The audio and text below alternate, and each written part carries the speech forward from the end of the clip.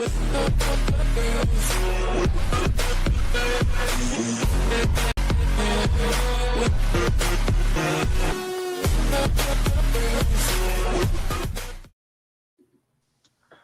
back to another episode of Ravens Roundup. Got my little cup and we ready to roll. Got my little sippy. Chris, you ever get one of these? You got a chalice on it. You sent me this one. I did not see you. Which one you had, the chalice or the mug? Chalice. Got you. I'm gonna have to slide on mug up there too as well. I'm gonna have to do that. Put your little water in so you ain't just out here like, person off the street drinking out of water jug. So the reason we're late is me. I don't know what was going on, but I restarted my computer and it took a month to fire back up. But it is what it is, and we back. We here. We got all five of us deep today. So Chris, what's been good? We missed you and Sutton last week. So how's everything family wise and babies and Sutton on your end? I know you had a family visit. How everything go with the business? Yeah, everything went good, man. Everything went good. It's always a blessing having family in town, man. I live out here and I don't really have a whole lot of people. So when people come visit, I take it real serious. But had a good time, but I definitely did miss the stream. I popped in for a couple of minutes to see what y'all was talking about. And it sounded like y'all was having some good conversation. So I'm ready to get back to it, man. Happy to be here. Good. Chris, yourself? I'm dealing with my daughters and stuff over here. Everything was good. They had me slaving away in the kitchen, just nonstop with them. But it was good. And I definitely missed y'all the last 2 weeks. It's been 2 weeks that I missed. So glad to be back on. Appreciate it. We got a second part of Deep Cover Podcast. Joining us as always, Kerry. What's good with you as well? Good, man. Glad to have a whole group back. We had to hold it down like Snoop did in that Chicago game last week. or Snoop on the backup parent commercial as well. Oh yeah, I saw that. Yeah, I saw that. Shout out to Snoop. Yeah. Shout out to Snoop. Him and them pearly whites. Right. Right. Then he got, what is it, ROI? Return on investment, yeah. Immediate return on investment. Yeah. Jose, one half of lunch break hot take. What's good with you over there? Everything's good, man. Glad to be here. Glad to see y'all. If you don't know, Jose, Hendo, Yolanda, Ferris, they've been running little morning shows Monday through Wednesday. So, if you're an early riser like myself, pop it on. If you don't subscribe to them, do so. Donate, join the Patreons, all that good stuff. Because that little morning kickoff has been fun to watch and participate in when I can. But it's been a lot of watching because I've been being lazy in the morning or working. So it's been fun to have on and have conversation going and actually joining in the conversation early in the morning. Especially if you're an early riser, you can listen on your commute. And even if you're not an early riser, turn it on when you get up. Yep, that's the whole point of that it. That's the whole point of it. Get your day started. Wait, Jose, what time does it come on again? He ain't gonna like that. 6:15, 6:30-ish. That's 5:15 for him. Yeah, that's 5:15 for me. But I'll be up around that time, so I'll definitely tune in for sure. Okay. Oh, appreciate it. Where you at, son? I'm in Texas. H-Town. Okay. Yeah. I'm gonna remind me when we finish. Tell you that you in Houston? Yes, sir. Close enough. Yeah. Remind when we finish to tell y'all H-Town versus fun out in Virginia. Houston. Yeah. There's a whole lot of fun in Houston that I'm not having. Hey. Full disclosure. We here for football. In case my baby watching. All right. Okay. You're right. We here for football. Hey, Streets is watching. I know some feds in the chat. I know it's some. But let's go ahead and get this thing started. I think I got 7 questions about the Baltimore Ravens, and I got one quote unquote life question that we used to do, last 2 seasons where we just talk about life from our point of view, because you don't hear a lot of positive black male point of views on just not sports. So it may be an experience or something that you can share that may help somebody when we get to that question and whatnot. And, if we're not pushing with time like I was last week and this week, I'll always add one of them on the end. Because sometimes that stuff is more important than football. But we'll start with this first one. Did this victory in Cleveland prove the Ravens are legitimately back in the AFC North race? We'll start with you, Jose. I mean, yes and no. Like this game wasn't inspiring to me, right? Especially watching that O line, that was a little discouraging. But the AFC North has some problems, right? Mm-hmm. Who knows if we see Aaron Rodgers play again for the Steelers? Even if he comes back, how's he gonna look? The Bengals are a mess. We're always, as long as we keep winning, we're going to stay in the hunt, and all we have to do is beat the Steelers. You know, even if they don't drop another game, if we beat them, then we take the North. So that's the encouraging part. And being able to win when you have an ugly game, that does say something. So I'll take that away. But that O line has been the consistent ugly over the last few weeks, well, all season really. So that's the discouraging part. But we are winning in spite of that. So I'll take it. Here. Yeah, I echo Jose's thoughts. The division is kind of, I won't want to say doing the heavy lifting, but they are definitely part of the equation. You see, Pittsburgh hasn't really played all that great anyway, and now they might be without Rodgers. Cincinnati, Chase is probably gonna miss the next game. They may get to a point where they may not even bring Burrow back because it might not be much of a point to do that. Mm-hmm. Then Cleveland, obviously the quarterback issues they have. So it's theirs for the taking. But they've done their part by winning these last 4 games. And I'll even go back to that Rams game. Mm-hmm. Look at what the Rams are now. They hung with this Rams team without Lamar. Right. And if they had if they would have just put Snoop in to start, who's to say they don't win that game? True. So, credit where credit is due. I'm trying to kind of be balanced with it. I don't want to get too excited too early with this team. I think there's still some things left to prove. But as far as the AFC North, yeah, I mean, it's right there for them. Chris? Yeah, I mean, I agree. The division looks like a slap of shit when you look at it. Just all the teams is a mess. The Bengals defense historically bad. Steelers just like, what the hell are the Steelers? Like, you watch them play and you're just like, how the hell are they winning these games? Hey, Like, janky promoters. yeah. And the Browns are going brown, so you don't even got to talk about them. But as far as the AFC North is concerned, yeah, of course they're right in the thick of things, and salute to them. I mean, you got to tip your cap to them because they could have just folded up and packed it in. But they've been fighting back, and people are gonna say, well, look at who they're beating. I mean, they were losing to some bad teams before too, and earlier in the season. So it's not like they all came against juggernauts. So you play who's on your schedule, and got to get those W's when you have more talent than the other team. That's obvious. Mm-hmm. But just keep winning, keep doing your thing, keep getting more confidence because we've seen confidence be a hell of a thing for players. So maybe with more confidence, you get better play out of some people who you may not expect to play up to a certain level. So hopefully that's all we can ask for on one side of the ball when it comes to the offensive line, because I don't think any personnel moves are going to be made. And before Sutton goes, so you said confidence to players. Are you talking about ER or YA?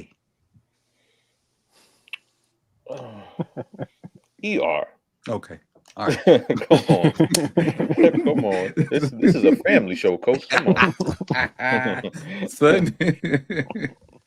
Yeah, so I mean, did this victory in Cleveland prove the Ravens are legitimately back in the AFC North race? I think they've been back for the last couple of weeks. Now, should they be heavy favorites as of right now to win the AFC North? I think the last time I checked, for those of you betting guys out there, they're minus 320, which basically means in layman's terms, they're pretty heavily favored to win the AFC North. I don't think that they should be heavy favorites, and here's why. What I saw the past couple of weeks, to be honest with you, with just the lack of production from the offense, largely due to what's going on the offensive line, and then the Ravens doing what they did against the Browns, which is what I call playing with fire, aka losing the turnover battle, but still winning the game. It's not something that usually happens, but it happened last week. It was very strange, but it did. The Ravens were -2 in turnover differential in that game. So I just think that the way that they're winning right now is not very sustainable. And guess what? You still have to play the Steelers twice, and I can guarantee you this. The margin for error against the Pittsburgh Steelers, regardless of whether or not Aaron Rodgers is out there playing quarterback or whether it's Mason Rudolph, the margin for error against the Steelers is much, much smaller than it is against the Cleveland Browns. And you have to win both of those games, by the way. Got to win both of them against the Steelers. So I don't have a think that they should question. be heavily favored, but that's what I think. Go ahead, Coach. I saw you just said, and I saw other people saying that we have to beat the Steelers twice. And to me, I can't figure out why we got to beat them twice. What am I missing that we have to beat them twice? Well, the thing is that, again, the margin for error is still already super slim in terms of the other games that you're afforded to drop. You've still got the Green Bay Packers. You've still got the who is it? The Patriots. And they're surging, right? So there's just, if you do drop one or maybe two of those games, right, especially considering how they're playing right now, it's either the North or nothing. Because you look at the landscape of the AFC, you've got the AFC West, who is just surging with competition right now. The Chiefs are 5-5, just like us. They're looking like they're going to wrap up a wild card spot. You know, of course, you've got the Chargers contending for one as well. The Jags are still fighting tough. There's a lot of teams that are contending for that wild card spot. So I think that the in for the Ravens is by winning the North. You know, and that looks like beating the Steelers twice. Well, I'm not laughing at you. I'm laughing at comments in the comment section. But I get what you're saying. It's more so based off what other teams are doing, not necessarily what we got going on. Because I'm assuming the Steelers are going to win out. That's just my mentality. You know what I mean? I know they won't, but like that's just worst case scenario. Worst case scenario, exactly, Coach. Gotcha. Right now, the Chiefs are out of the playoffs. They're in. I'll tell you right here, they're in 9th, and we're in 10th. Yeah. Jacksonville has the last spot. Chargers had the 6th spot. All right, the 4 games that they won. We won. What's it? Miami, Chicago, Minnesota, and Cleveland. Which game was most impressive? Miami. Definitely got to be Miami. I mean, Lamar Jackson, first game back off an injury, 4 touchdown passes, was flirting real heavily with the Jackson 5 if they would have left them, let him play a little bit more. And then also the defense forced 3 turnovers in that game, I want to say. So it's just, I mean, all that considered, definitely Miami for me. I agree. Chris? I agree. Miami for you, Kerry? Yeah. For me, Chicago, man. Like, going into that game, think about what was at stake. And then we kind of got hyped up. We thought it was going to be Lamar. He needed another week, and Snoop had to do it. Nobody is in a comfortable position if they don't come through with that game. And not only do they win the game with Snoop, they win it convincingly against, probably the even though Chicago is counterfeit to me because they haven't beaten anybody good, they're still probably the best team, other teams that we've beaten in the street.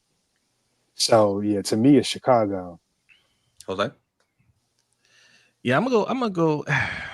You all make great points here. Chicago is an excellent point by Kerry.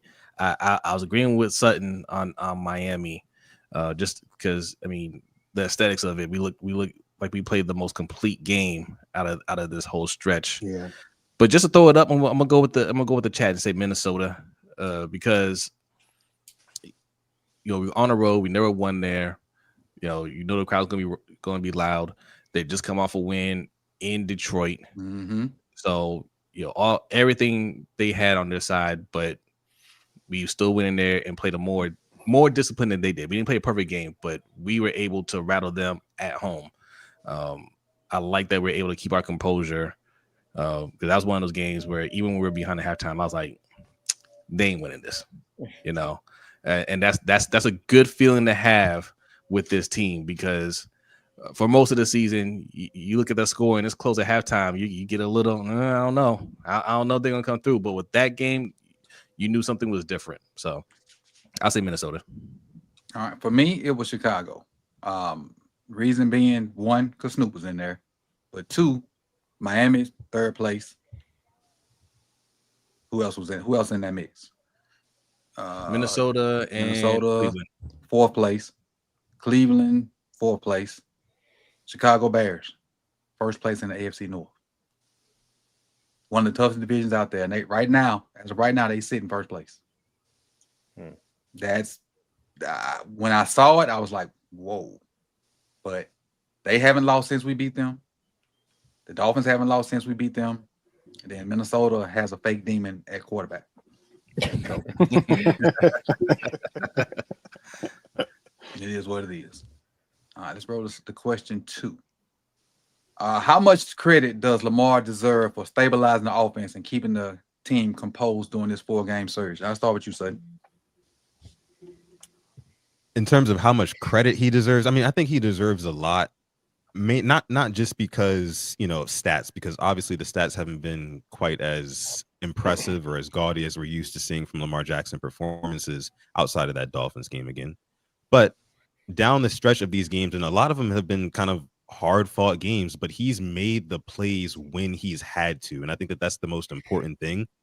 That's what you want from an MVP quarterback. I mean, when the offense overall, just like as a whole, isn't really clicking, can you will them to 1 or 2 drives in the second half to kind of give them, a possession lead or a 2-possession lead? And that's what Lamar Jackson's been able to do. So I think he definitely deserves a lot of credit. However, most of the credit is going to have to go towards the defense for me because, only letting up, what is it, like 15 points per game, since the bye. It's been a total 180. And, if the Ravens offense was performing the way that they are now, and the defense hadn't been performing up to snuff like how they are right now, we'd be having a totally different conversation. The defense is kind of carrying this team, but Lamar Jackson, again, he does do his part when he needs to step up. And that's just kind of speaks to how good he is as a player. But, it kind of goes hand in hand. Lamar Jackson, I give him like 30% of the credit, 70% goes to the defense. Chris? Yeah, he deserves a hell of a lot of credit for it because we saw it without him, and it was looking grim. Granted, you had that game from Snoop, but when Lamar's there, it just elevates everybody else. It rises everybody else's skill set. It rises everybody else's confidence because you have that guy as your quarterback. So, and he can make things happen. Like Sutton said, when you're in a rut, you can count on your MVP guy. Should be three MVPs. You can count on him to kind of dig you up out of that rut and just make magic happen. When you got 2 guards laying on the floor playing Twister and 2 defensive tackles in Lamar's face, Lamar can get away from that and make something happen. There aren't many guys in the league that can do that. So a hell of a lot of credit for him. And as far as that question on the bottom, has he officially returned to MVP caliber form? That's a little slippery because the offensive line has to help him with that. Yep. For as great as Lamar is, he can't do what he wants to do if the offensive line isn't performing up to what they need to do because, well, like we've spoken about before, he is a big game hunter. He wants to take those deep shots down the field. He does not want to dink and dunk his way down the field. Now, when you take that away from him, which is what the offensive line does when they don't do their job, then you kind of take Lamar out of what he wants to do. Granted, he's still great when he's doing that, but you don't see that MVP type of level because he can't do exactly what he wants to do. And that's when we see him at his best, when he has time, when he can trust the line and trust that the pocket will be nice and clean for him. And that goes for any quarterback. You do that with Tom Brady. You do that with Patrick Mahomes. If you muddy up the waters for a quarterback and they don't trust that the pocket is going to hold up, you see their play go down. And Lamar's no different. Granted, he could make some things happen, but it's not going to be that MVP level if he can't trust his line. True. Kerry? Yeah, I think he deserves a lot of the credit. And I say that because you see like the normal frustrations from him when, he misses a play or, stuff breaks down in the pocket, they miss a play as a team. But what you don't see are the outward displays of emotion and frustration that you saw in some of those playoff losses. and that's a trickle that trickles down. Your leader is composed, the team is composed, and he has extra work to do on this because his head coach look like he needs some Alka-Seltzer when stuff get tight. So he got to be double composed. But you're seeing that kind of trickle down, and in the street, they haven't been without fault. They've made mistakes, and even in this game, they made mistakes, tip balls for interceptions, muffed a punt. But I don't see a panic on this team that I've seen previously, and I think a lot of that has to do with how he's, comporting himself. So I think he deserves a huge amount of the credit. Like Sutton said, the defense doing what it's doing has been huge, but I think it definitely starts at the top with the composure of the quarterback. Great. Jose? Yeah, I'm gonna give the majority of the credit to Lamar, and I want to give a lot of credit to just the players and Todd Monken for coming to that realization that they need to do more. They need to step up.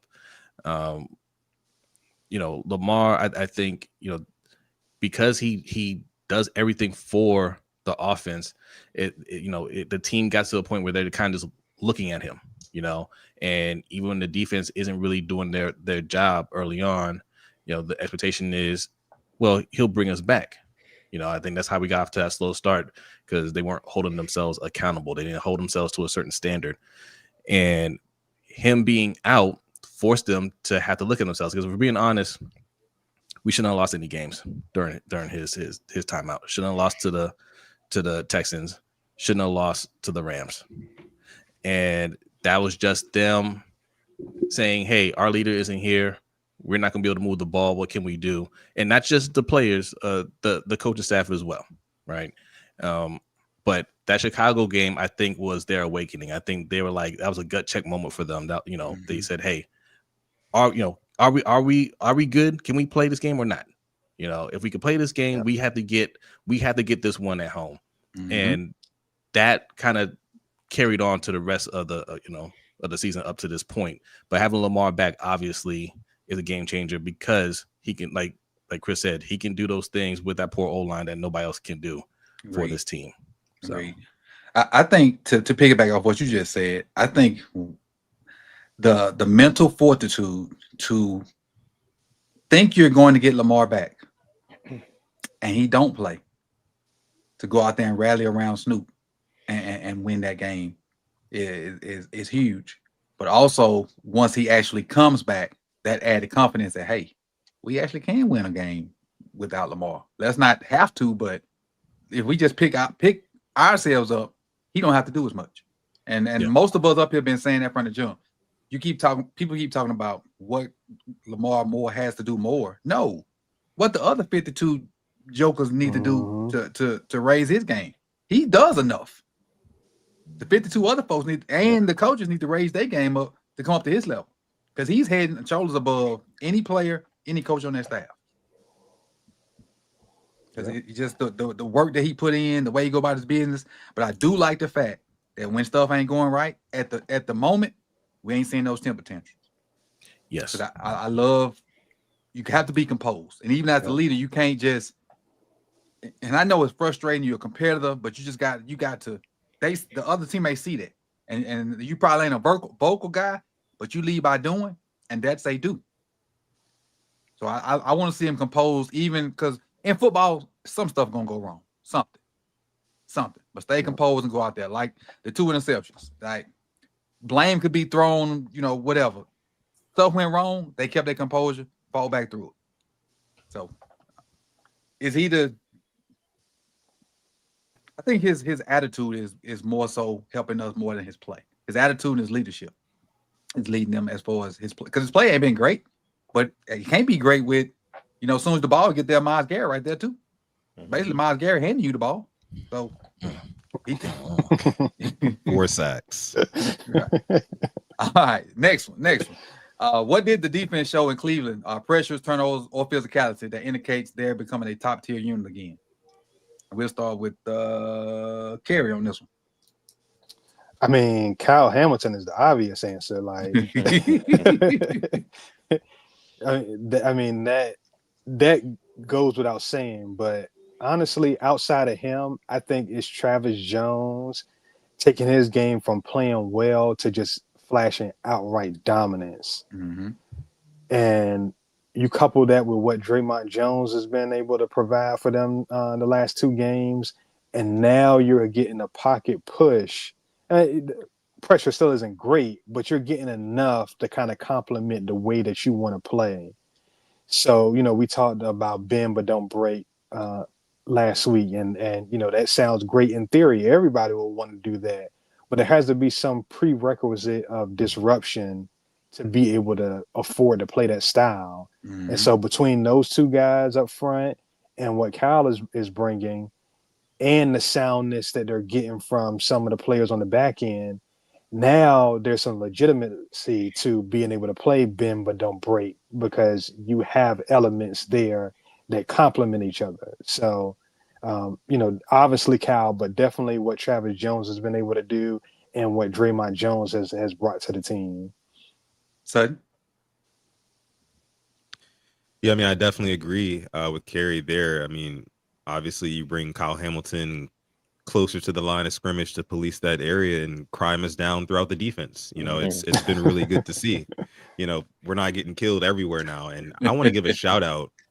I want to give a shout out to a couple of guys in the secondary that might be flying under the radar a little bit. Keon Martin, I think, is hmm, playing really, really well. Yes. Um, for him to be a UDFA and to come out and just be making plays in big spots, and this is not even the tryout first guy. game. Tryout. That's Exactly. two. It's two different. Oh, Like oh, he was a yeah. Let me know. tryout guy. Oh, he came from the That's like street. that's like, hey, we need somebody. You want to come try out? And he made Yeah, that freaking team and out here yeah. on the 53 and playing. That's because Yeah. UDFAs they go get them Right, tryouts right. and be like, You're hey, right. we need a corner just to fill this. You want to try this? And That's he crazy. come and It's even play. crazier that way. You know what I'm Yeah. saying? Like a Yeah. guy That's off the wild. street who just tried out for the team and he's making plays on Sunday. And again, this past Sunday was not the first game that he was making plays. So shout out to him. Also, I want to give a big shout out to Cheeto Awuzie as well. Yes. Awuzie Yeah. has been an absolute beast. I think that they've kind of ramped up what they've been asking him to do. And I think that's by virtue of the opposing teams trying to attack him, right? Because they don't Hmm. really want to go towards Nate Wiggins. I know Marlon Humphrey was out, but he's been around past couple of weeks. But yeah, Cheeto Awuzie, he's stepped up in a big way, and we definitely have benefited from what we've had from him. But like I was saying, like crime is down in the defense sort of thing. Like what comes along with that as well, they're not playing so reactive like they were early in the season. They're playing with more kind of like they're more proactive right now and they're attacking more, and that's what I like to see. Nate Wiggins, of course, racking up the picks on the season. It'll be interesting to see how many he ends the season with. I think he's only gaining confidence. Also, want to give another shout out to because I know we talk a lot about Kyle Hamilton, but it's just like Hmm. everybody, like Kerry said, that they've been complimenting each other. I want to give a shout out to Teddy Buchanan, another young guy who's been balling out and seeing the Hmm. field really well. The game's been slowing down for him. You talk about getting a push down low. Of course, Travis Jones is doing his thing, but John Jenkins is kind of turning back the Yes. clocks too. So I Yes. mean, it's just like kind of Yeah. everywhere throughout the defense, man, and it's beautiful to see, and that's why I was kind of saying on the last segment, guys, like the way that defense has really come together. Like it's been something special to watch, and like also got to tip my cap to Zach Orr. Yep. I know it seemed like Yeah. it's just one change that was made, and then the entire thing turned around. We can't really give him too much credit. Some people are saying that today, but I'm not one of those guys. Big shout out to the defense. It's everybody, man. I'll just end it with that. It's everybody. Kwame, I was at the Quiet Storm Sports. We'll get to offense. Ah, Yeah, I know exactly what he trying to say. oh yeah. we'll, we'll get to offense. We'll get to offense. What was that? Go ahead, Chris. Yeah, I mean, shoot, Sutton said a whole bunch of them, and they all deserve that credit because they have been balling as a cohesive unit. And Zach Orr, he's the one leading the charge. Give credit where credit is due because when they were struggling, people were on his ass. Mm-hmm. Uh, Now that they're doing better, give him some props. He's making these calls. He's putting players in positions where they can succeed, where they can utilize their talent. You look at a guy like Kyle Hamilton, he's the obvious one. But just look at what Trenton Simpson's been doing. Mm-hmm. They've been asking him to do more things that he's comfortable with doing, which it sounds like a simple thing to do, but in the NFL, we see guys get drafted all the time and they're asked to do things that they're not comfortable doing. Right. And so to put him in a position where he can maximize the most of his limited reps. And, the same thing with like Draymond Jones, guy walked in from another team and he's acclimated himself well. Mm-hmm. Being able to rush from the outside, being able to rush from the inside, that this is, I posted that video. The way that he jumped that snap at the end of the game, it was a thing of beauty. And, Offsides. and yeah, he was not offsides. He timed that thing up perfectly. Funny thing is, he heard Shador's cadence the same time the offensive line did. Exactly. Tell your quarterback change up his cadence. Yeah. But man, just props to all of them because like basically like Sutton said, man, they are just playing like a cohesive unit right now, and it's showing on the field. Jose, they ain't leave you much to go with. No, I'm not gonna spend too much time repeating what they said, man. I echo what they say, but I'll just add this, man. Yes, they have been playing. You can say inferior competition. You can say, hey, look at the quarterbacks, right? That was Shador's first time. I mean, not even started. First time getting in there in regular season, getting some live action, and you expect our defense to force turnovers. Yes, we're playing JJ McCarthy the week before, and you expect to get turnovers on a rookie or his He's first a time rookie. playing. Yeah, quarterback.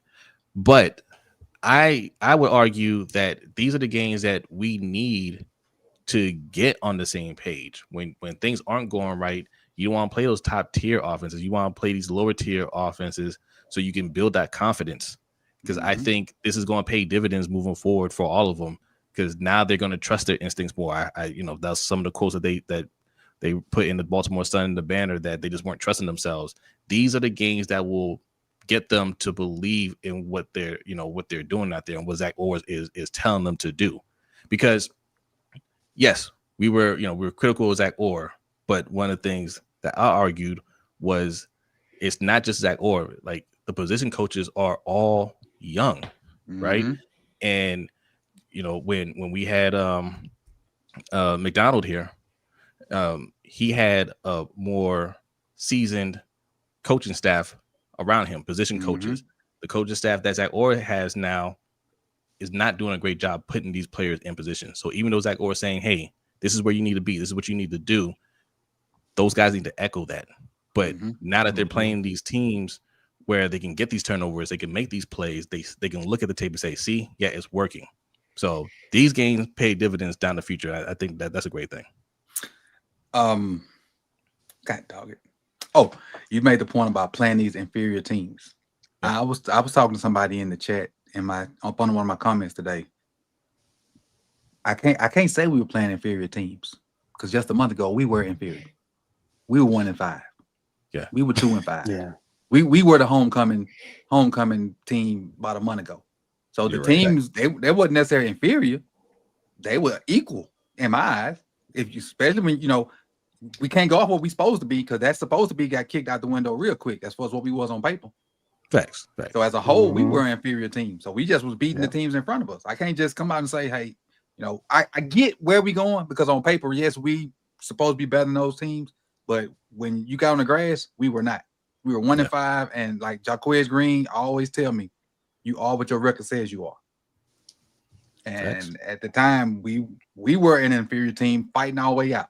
Oh, we in elite now. We just 500. Yep. So true. Yeah. We play who the schedule says we play, and then go from there. We got dealt a rough hand at the beginning of the season. Didn't work out so well.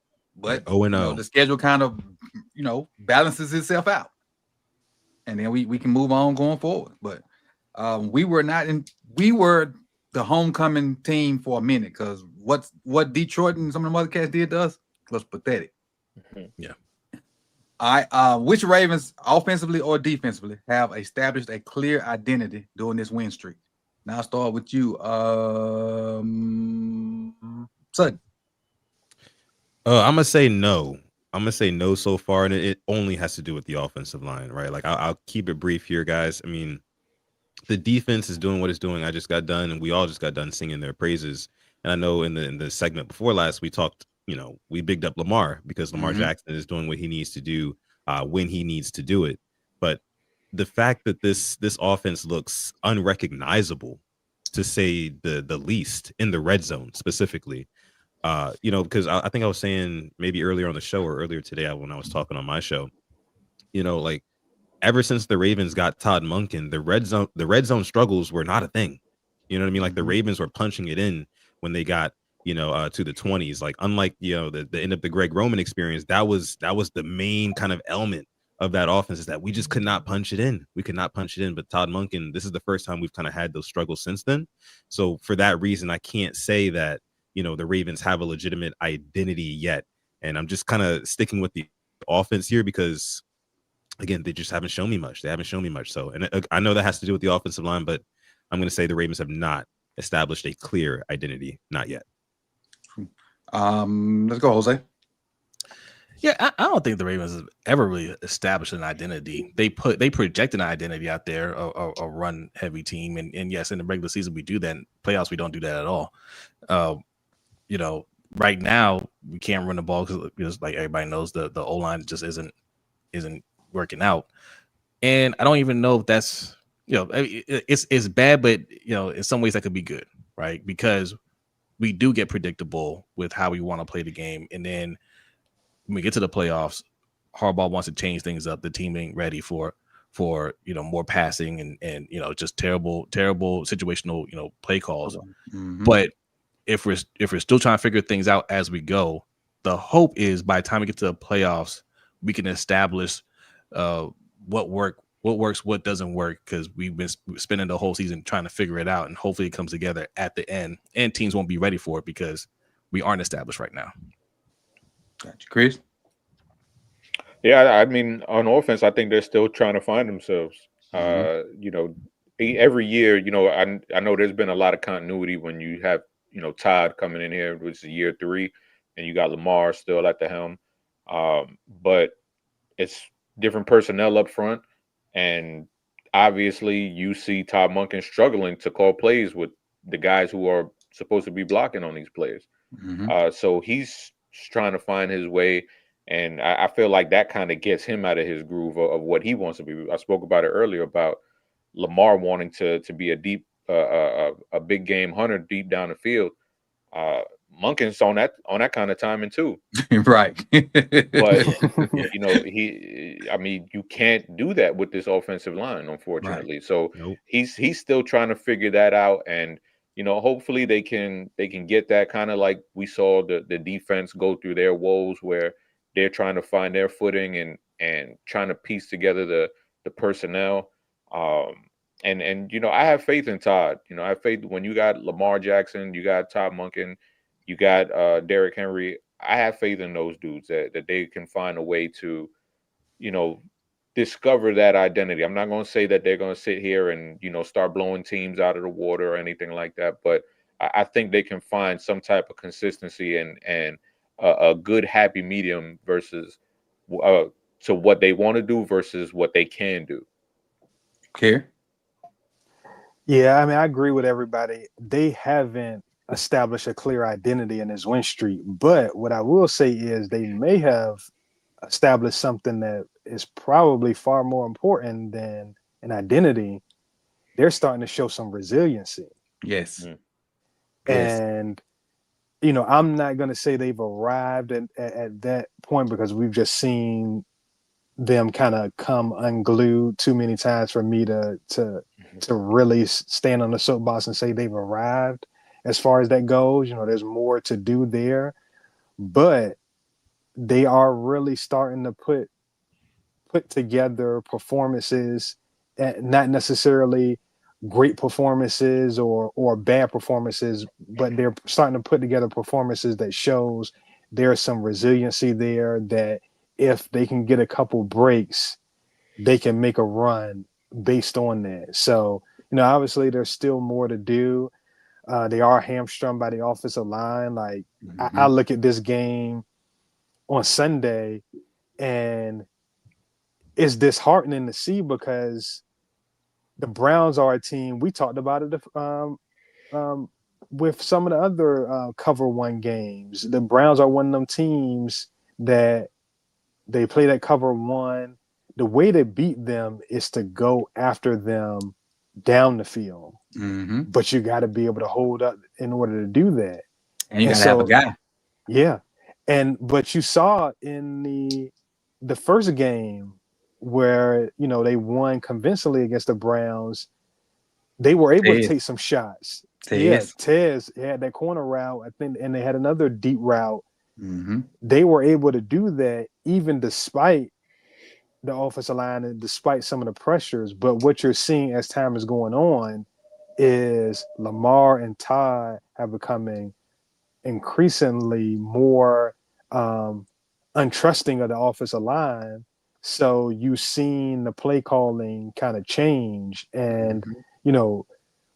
you know, Coach, you talked about them in the short passing game, mixing some of that in, and they've done some good things as far as that goes. But to me, football is less about identity and more about week to week. Mm-hmm. What do you need to do to beat your opponent? And so for them to be at a point where they know where they can get Cleveland. Cleveland is not changing anything defensively Right. what they're doing. To know what you need to do, but to not be able to tap into that because of the offensive line is frustrating to see. Gotcha. And I'm glad you mentioned resiliency because that leads right into the super chat from Boba T. Dropped to 5. He says, this team is definitely the worst of the Harbaugh or Munkin era. However, I'm starting to believe they are the most resilient. And I definitely can feel that same way, starting with how they rallied for Snoop. And like Sutton said earlier, we never win games when we lose a turnover battle. Never. We almost for certainly win those games. And to find a way to do this one because stuff still wasn't going right for you until the fourth quarter. You had to have that. I mean, you slowly chipped away with it. Field goal here, field goal there, defensive stop. Shador come in and then you just throw them to sink at him, and you figure out a way because a lot of people, they refuse to give Cleveland's defense credit on how good they are. Mm. They don't just have Miles. Their rookie is playing good from Michigan. Mason Graham. Yes, they got Carson is it Schlesinger is a beast. Schlesinger. Yeah. I ain't even talking about the linebacker yet, just on the front four. And them Malik guys, Collins. Malik Collins, they are coming. And we all know our issue at O-line, but you got to give them they know what they got up front. They know what they got on the back end. And they're starting to put it together in the middle defensively. I will say this for Cleveland, though. If they could replace who got the pick six? 30 Bush? Mm-hmm. Yeah, it was If they Bush. had Schlesinger and JOK, they'd be just that much more dangerous defensively. Yeah. If you get David Bush out of there, because he make a whole bunch of brain farts, because I was watching him on tape. But if they had Schlesinger and JOK, them sons would be even more dangerous. Yeah. Defensively. But offensively, they O-line bad, the quarterback bad, and I think they don't have no receivers. And then you got Denzel Ward with the 4.2, 4.3 speed, hawking everybody down. I did not know that dude was that fast. That's what I'm basically saying. Reached Bro. out and Spider-Man grabbed Zay. Come back here. Don't even get me started.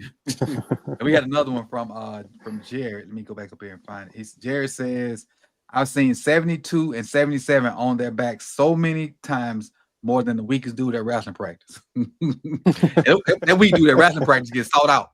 Let me warm up with him, coach.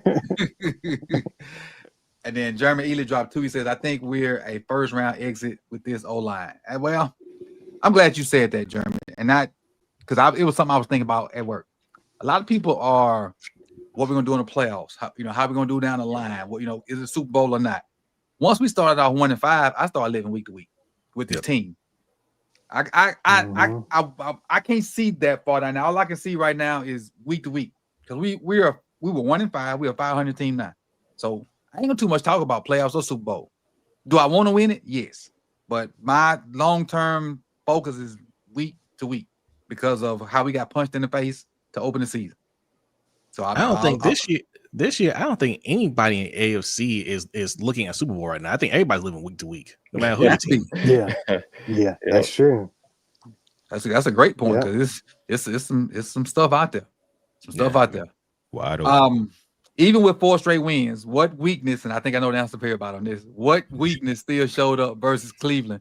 And because of the adamantness of a certain guy at the bottom left, I'm gonna start with Chris. I'm gonna let the bottom left and the bottom right go, and the top right go first. But I'm gonna start with you, Chris. Sudden and Jose, we might not get a turn on this one. Yeah, that's all right. We agree. I'm saying right now, I agree. I'm sorry, Sudden and Carey, we may not get a turn on this one. I mean, it's obviously the offensive line. You know, they're getting their asses whooped. A rookie comes in and throwing you to the ground. Like, it's one thing if Myles Garrett is doing it. Right. But a rookie doing it, and fairly undersized rookie. I mean, Mason Graham is good, but, you know, he's an undersized rookie, and he's coming in here whooping your ass. You know, it's not just Mason Graham. It's whoever the Ravens are playing. Like, they're just consistently getting whooped. And there's no help in sight. Like, it's not going to happen. They're playing good football. So pretty darn good. The people calling the shots are saying that they're good enough. I don't know what they see in practice. So I can't say that the guys on the bench are better, but I know for me, I would like to see somebody get a chance. I would like to see some type of change or some type of in-game competition, because we haven't really seen that. I mean, we go back a few years ago and we saw Ben Cleveland get in the game, and Ben Cleveland played well in a game, and we haven't really seen him since. Right. So how long ago was that? About 2-3 years? So it was a Steelers game, I remember. Yeah, I remember Steelers, yeah. It was years ago. And I don't always trust this coaching staff when it comes to evaluating talent. Granted, they are NFL coaches, so I don't want people to be like, well, then you should be coaching the NFL.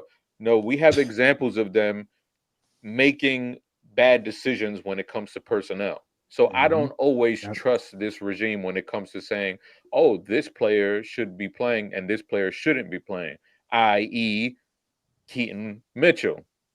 Yep. So I don't always trust them when it comes to evaluating talent and being able to figure out who's the best player to start and play for this team. I misspoke earlier. I meant to say Jose and Carey. We may not get a chance to speak on this because I'm letting Sutton go. Now I kept saying Sutton name, but I didn't mean to. Sutton, I know you got into there. You know what on Quiet Storm Sports. So kind of let the people know how you feel about a certain group of young fellas. Yeah, I mean the offensive line, man. It's I want to start off by saying this. You know, a couple weeks ago I talked about the whole filet farming thing. You know, and how like he's kind of like the biggest scapegoat. Let's save that conversation. Oh Lord. That's another off camera conversation there. For sure. But like I say that to say I don't want people to just like kind of scapegoat him, because it's not just him. It is across the board. I mean, I'm talking about Roger Rosengarten deep in the red zone, right? And the Ravens want to run the football in the red zone. Derrick Henry up through the A gap. Somehow the right tackle is getting plowed, like literally like the DN is snow plowing this guy into Derrick Henry's way. It's maddening, right? And then you see Andrew Voorhees, like my guy Chris said, playing Twister on the ground, and this is at multiple points throughout the game. Like it's bad all around. Ronnie Stanley, he got his ass whooped, right? But we all expected that, right? Myles Garrett is Myles Garrett. He's a freak of nature, probably one of the best or the best to ever do it, damn near. Especially if he keeps it up this season. But no, man, the offensive line is super frustrating to watch. I know you guys have the NFL Pro just like I do, and you guys have the access to the coaches film and stuff like that. And I just go through and I watch and I click through the little filters just so I can watch just specifically the red zone plays, just the red zone snaps. And what I see down there is it's deplorable, man. I mean, it needs to be fixed immediately. I don't know what it's going to take, but I will say this to wrap up my point. John Harbaugh said yesterday that we have the best 5 guys out there, and they're playing pretty damn good. And to that, I say this. If that were the case, why on 4th and 1 do you need to go deep in your bag and pull out a trick play, fake tush push to Mark Andrews, just to boot him out, and it ends up working? Shout out to the blockers on that play, Pat Ricard and Charlie Collar. But what you told me about your offensive line is that you don't trust them with that decision. Mm-hmm. You cannot get 1 yard of push with Derrick Henry, the most bruising running back damn near of all time. It tells you a lot. And so for Harbaugh to say that 24 hours after that, it just seemed very disingenuous to me. It seems like, and then also, did you guys see how he kind of responded super snarky to Jeff Zrebiec? Mm-hmm. As if like, what do you mean? Like he literally gaslit the entire fan base, bro. It was crazy to watch. And he does it every time when he's about to lie. Yeah. It's a tell. We know our coach, right? He has a tell. But I mean, with that said, guys, I don't see them making any sort of changes to this offensive line. I mean, barring injury, which of course we don't want to see happen, right? We never want to see guys get hurt, but that would be the only way that I could see them making in-season changes right now. For some reason, there's some sort of affinity that John Harbaugh has with this offensive line, to the point where he's getting snarky with the media when they ask him about the biggest, most glaring issue on the team right now. That I'll just leave it at that. I'll toss it to whoever's next. Kerry, go ahead.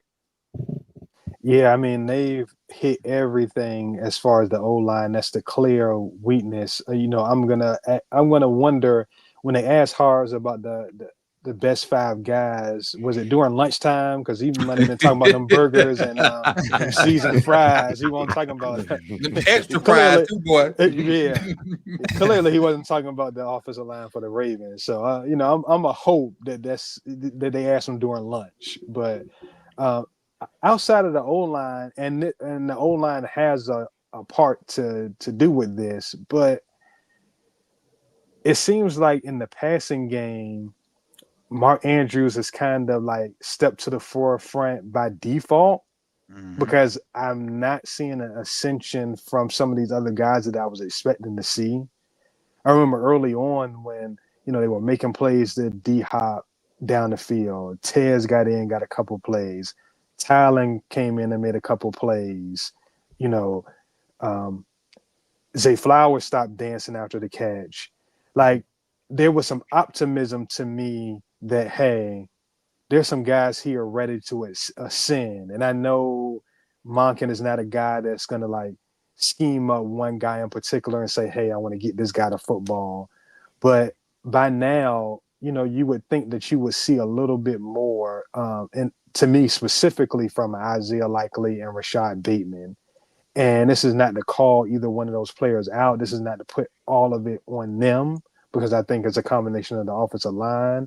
I think it's a combination of them. I think it's a combination of situational play calling and circumstance. But I think it's time to see a bit more from this passing game, specifically those two. I know, we're in a fantasy numbers game kind of thing. So, I don't want to go too far into that. But production-wise, I think we should be seeing a bit more from this group. I mean, you see Mark make some plays. Zay is not necessarily being used all the time down the field and in the red zone, but you see him get his touches on short areas, jet sweeps, those kind of things. But outside of that, you aren't really seeing a ton of production from this group. And I think that's something that it definitely needs to change going forward. So, you got something you want to add? Yeah. Going back to that fake tush push, I don't have, like, I ain't got no sources or nothing like that. This is just a feeling. I feel like Harbaugh was not aware that was going to happen. I feel like that was Tom Monken saying, you know what, man, F it. I'm taking matters into my own hands. Listening to Mark Andrews after the game, he didn't mention Harbaugh. He didn't say, yeah, this and that. It was just, hey, Monken was, been working on this, whatever. And he mentioned some other stuff they've been working on. I feel like Harbaugh wasn't necessarily privy to that play call. Like he was aware of the play. I don't think he was privy to that play call. Because even just looking at his reaction real quick on the sideline, he looked a little surprised too. Somebody just said Marlo said it was John's call. Okay, but I don't watch Marlo's podcast, so he might have said it on there. Okay, I don't believe him, but right. you know, Right. I don't believe him. John Harbaugh does, because we've seen enough of John Harbaugh over the years to know he doesn't make adjustments like that. I think Todd Monken is looking at the flow of the game and saying, "We're not going to get it here. This is what we're going to run. We got to pick it up." Right? I think Monken, because he didn't come up in this system, he didn't come up under John Harbaugh, is more able to make in-game adjustments than John Harbaugh is himself. So when you see stuff like that, that does not feel like a John Harbaugh play at all. Agreed. Not much to go to it other than the fact that the O-line got to be cleaned up, and we've talked in links about, what needs to happen there. My fear is that changing in week 11 may do more harm than it'll do good, because those 5 guys need continuity. Even though I feel like you shouldn't have an issue with the how bad the guards are playing, but the only negative to me will be changing, because I'm all in favor of them changing. So every positive it is about them changing, I'm in favor for. I'm just saying the only negative is you sacrifice whatever little chemistry they got, even though it don't look like much, when you put new guys out there this late in the season. I feel like I don't know if Sutton, you might have said it on your show, or I heard Jose maybe say it this morning. The time to change was the bye week, when you didn't do it then, and it was this, because now you can always play. But I don't want to break up this chemistry, opposed to 72 and 77 playing bad, and 70 for that matter. It's so basically trying to give himself a leg, especially the fact what we went into. So they, ain't broke, don't fix it, but it is broke. We just win it in spite of, which is crazy. I don't want to do this. I want to go to the last one. All right. So again, we get into our little guys talk spiel right here. And so the question I came up with is, what do you do to reset yourself if you feel like the world has beat you down on any given day? So if you having a terrible day, and for whatever reason, what do you do to reset yourself and put you back in that mind frame of you take your sneakers and get your real self? Sudden you can start. Yeah, okay. So for me, and this honestly just came to mind and like literally instantly. For me, it's honestly making content. Like to reset myself sometimes when I feel like I'm not having the best day, or I feel like behind, when I feel like I don't know, just in a certain type of mood, like negatively. If I sit down and I invest myself into doing an hour-long live stream, or making a short video, or just getting something out there, it makes me feel very, very good. I think it's like a productivity thing. You know what I mean? Like for me to reset myself, you said the world has beaten you down on a given day. I just feel accomplished when I put out content and I'm able to communicate with the community. That's honestly what I love about the Ravens Flock community. And that's why I love doing this podcast. That's why I love doing my podcast. I mean, it's a lot of fun. And it just feels like, all of the engagement that we get is really a blessing, and that it makes me feel really, really good. So on a day where the world's beating me down, I go talk to the Ravens Flock community. I do a podcast. I make some content, and it just makes me feel good, man. Care? Yeah. So for me, man, I try to, when there's something coming up, but bad situations, like you said, the world is beating you down. I try to ask myself, what is this telling me, instead of asking, why is this happening to me? Now, that's not like some kind of original thought. That's something I heard and I just try to implement it. But what I tell myself is, like, when you're going through something and the emotions aren't rational. So you can't take them as rational. You can't get caught up in them. You got to be able to take a step back. And in those moments, you got to be able to just figure out, do I need to change my approach on something? Like, do I need to take some time off? Is there a boundary that's not been set that I need to set? And just figuring out whatever that is, like, just really ask yourself, what are these emotions stemming from? And what can I do to change it going forward and just figure out, whatever it is you need to switch up. Chris? I like to do something active, like play a sport or something, or go train Muay Thai or something. I just when I like exhaust my body, like my mind feels clear, and I think clearly, and I see things way That's a clearer. fact. Yeah. I think there's a lot of men, even women too, who grow up, playing sports and stuff like that. They kind of let it go, and I feel like if more of us kept up with it, it'd be better for us mentally. Because a lot of my friends, none of my friends play anymore. None of my friends. Everybody who I play ball with, anybody who I play football with, they're like my brother's age. My little brother's age. So my generation, they done. And I tell them, I'm like, but I tell them, I'm like, you need this outlet. Like you Mhm. need to you need to get this out, because we all grew up doing this for years, and then you just stop. And I could see like that kind of buildup. So that's definitely one of them, and the other ones clapping cheeks. Come on now. Yeah. Hey, goes without saying. Undefeated is the term. Undefeated. Undefeated. That's working out too. Undefeated. That's Yes, Undefeated. sir. that's exercise of its own. Two a Undefeated. days. So what that's technically the elephant. I mean, we really that's one of the things that go without saying. I would say. I would say. Jose, I'm gonna echo Chris's sentiments, the man. cheeks. Like, well, that too. Yeah. That's the ball. Now lifting weights. I'm not even a big gym rat, but like if I'm really frustrated, I'm definitely hitting the gym. Yeah, like Chris said, you exhaust your body. That helps take the emotion out of your decisions.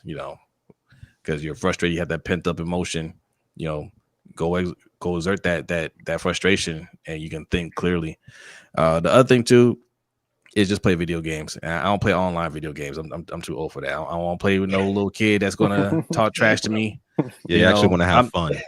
Yeah, I whatever game I play, I'm putting it on easy mode. I'm trying to win. Like, you know what I'm saying? Like, I'm that guy.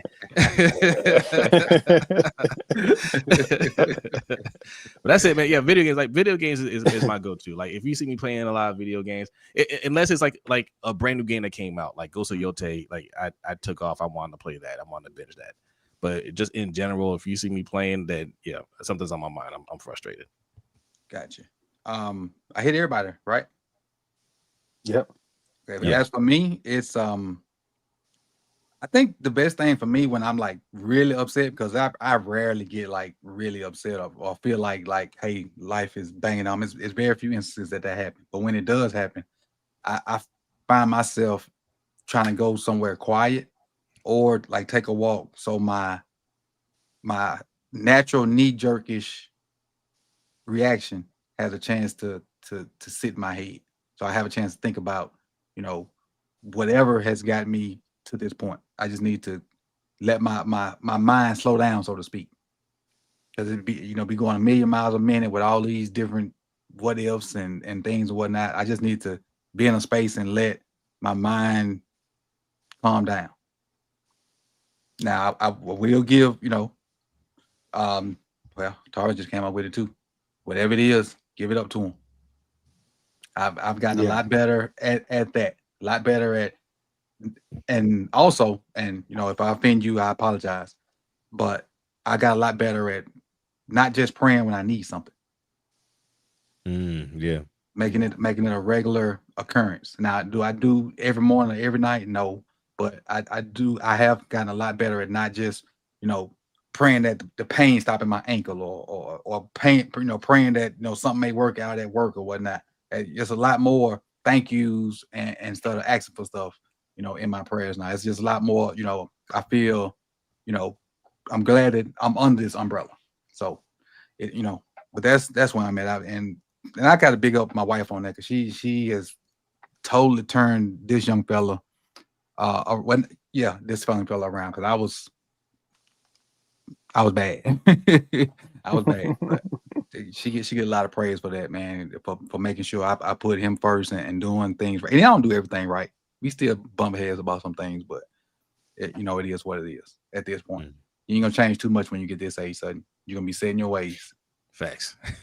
and hopefully the one that's with you, y'all grow to that, and so when they get to that point, it's what off the duck's back. Yeah, yeah, I got you. Yeah, but what Chris said never fails. And so with that being said, man, we're gonna try to do something similar to that. Every question ain't gonna be that deep. It's just gonna be something to give a perspective that somebody may need to hear, and it may help somebody down the road, or you may just hear us say something, and then you come across a coworker that's having a situation, and you can repeat some stuff that you might have heard us say.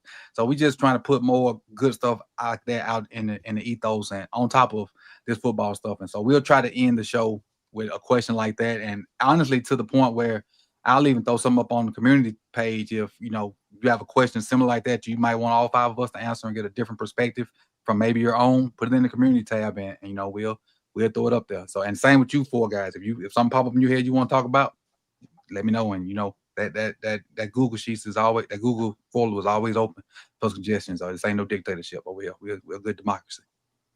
Yeah. So, Got it. Sound good. Coach, one more thing I wanted to jump back in. I thought of a couple more things I think would be important. You said about getting out and getting a walk. Sunlight, man. Sunlight is so healing. Just getting out, getting that air, getting that sunlight. That's huge. Also, for us as men, especially Black men, we are supposed to provide, protect. You're not really supposed to show weakness, but we have to be some kind of support system to each other. Don't be afraid to reach out if you're struggling. Don't be afraid to, talk to your guys if you're struggling. Chris and Mike have been great for me for that, and I try to bounce that right back to them. You need a male's perspective. We're all kind of going through the same things, and sometimes you just feel like you can't be weak, but you got to have some people that you can be vulnerable with, and so navigate to those people, man, and don't be too proud to ask for help. Agreed. Thanks. Anybody else? And no, I mean, just to piggyback off of him really quick, I mean, yeah, definitely be vulnerable. But on the flip side, if somebody's coming to you, be receptive of that vulnerability as well, because like you said, we're all going through some similar things. So you should be able to relate. And I think I saw my guy Kwame in the chat. He reminded me that we always say at the very end of our episodes, always call God. You know what I'm saying? If you don't remember anything else, remember to call God. So appreciate that, Kwame. Yeah. Dynamite drop in and say, hey, that'll be our episode for today. You'll see Sutton and Alex Thursday at 6:30. I think the time is working out because I pushed mine up to 5:45-ish. That way we can slide right on over to Purple Rain Podcast. You got Jose and B tomorrow at 7:45 p.m. and then 6:30, 6:15 a.m. Correct? Yeah. Yep. Just remember 7:45 p.m. That's the bread and butter right there. That will always be there. The AM stuff, that's we're testing it out. If it works out, then it'll be more permanent. But yes, if you want to catch us in the morning, pilot stages. It's the pilot stages. Yes. So 6:15 a.m. is when you can find us Monday through Wednesday. And turn those notifications on too. Oh, most definitely. Yes. Most definitely. And you got 2/3 of your deep cover podcast. So by this time tomorrow, you should have your full deep cover podcast once we add the 3rd member in there. And that's Chris and Carrie. And we've learned over here, don't ask. Just hit the button when it come out. So, that's it. Ain't that right, Chris? You back there? He might have walked off. Yeah. All right. So with that being said, you remind him he needed to do something. Oh.